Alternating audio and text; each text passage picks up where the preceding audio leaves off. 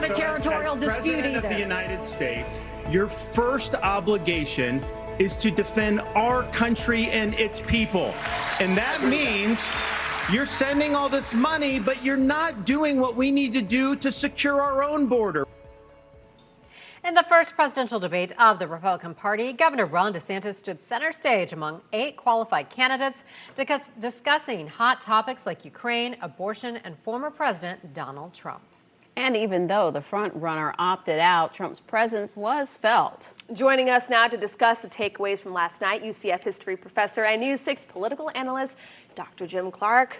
Good morning. Good morning. Welcome to the 9. Thank you very much. 'Tis the season, right, Jim? I mean, so what kind of winners, losers? Kind of give us a quick wrap of your... Yeah, I think, well, it depends. Beauty is in the eye of the beholder. Yeah. The New York Post said that Ron DeSantis was the clear winner. The Washington Post said he was the clear loser. So somewhere in between there is probably the answer. But the biggest winner, obviously, was Donald Trump, who didn't show up and clearly is the front runner. As somebody pointed out, this looked like the undercard or the warm-up act, if you will. I was surprised. First of all, Governor DeSantis' people thought he would be the target of the criticism, and he wasn't. In fact, at times, he was almost not there. Of all the candidates, he was kind of in the middle in terms of how much he spoke. But he did not mention Disney. He did not mention woke, drag queens, things that he had really built his reputation on. Who really seemed to be targeted the most last night? And then we also saw the candidates sort of step on either side of the line when it came to former President Trump. Yeah, I think Ramaswamy, who is challenging Governor DeSantis for second place, clearly was the target. I think maybe they see him as a bigger threat than Governor DeSantis because they went after him viciously at times. And, you know, we see these debates, they start out with the larger groups and then they dwindle. You know, it's always a good opportunity for some lesser known candidates to pull ahead. How do you think that went for some of the candidates that maybe aren't as top of the headlines? Yeah, I think the North Dakota governor and the former Arkansas governor got on national TV, which is probably what they were hoping for, or a cabinet job or something. But they clearly did not help themselves. It'll be interesting. For the next debate, the qualifications will increase. And so we're going to lose a bunch of people. There were already a number of people who didn't make the cut. The Miami mayor, for example, who had earlier said he would drop out if he didn't make the debate. It'll be interesting to see if he becomes the first casualty of this campaign. And you mentioned not coming to the debate. Trump, I mean, where was he? But we did see that he had an interview.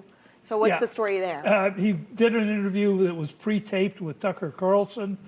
His people are already claiming, even though there are no ratings yet, that it was more widely viewed than the debate itself. And we'll get, as you know, Candace, we'll get some ratings later today, and we'll see exactly how much interest there was in his streaming video and in the debate.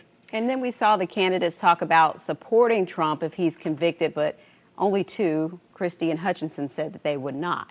Right. And if you look at the video, Governor DeSantis is very hesitant. He looks around, and only when the 4 people on his left raise their hand does he kind of do a half hand thing.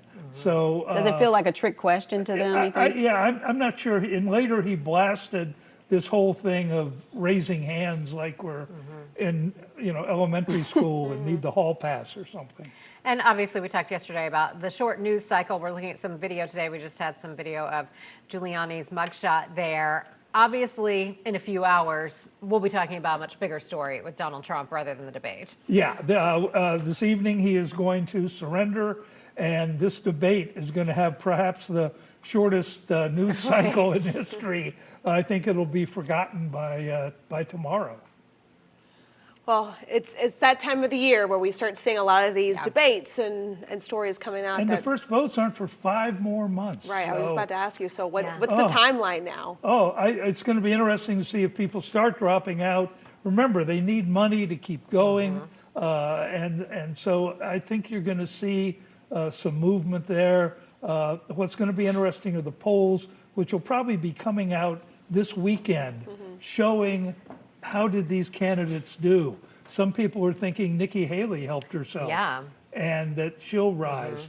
And Swami was already in third place rather.